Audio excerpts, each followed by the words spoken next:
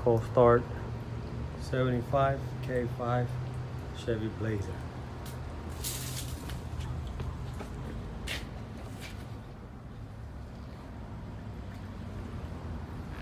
Got new shocks in there. This is their little cosmetic on the engine.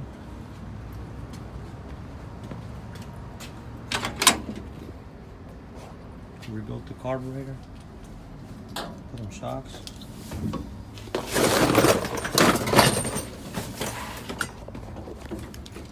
Gauge is not working in the gas, but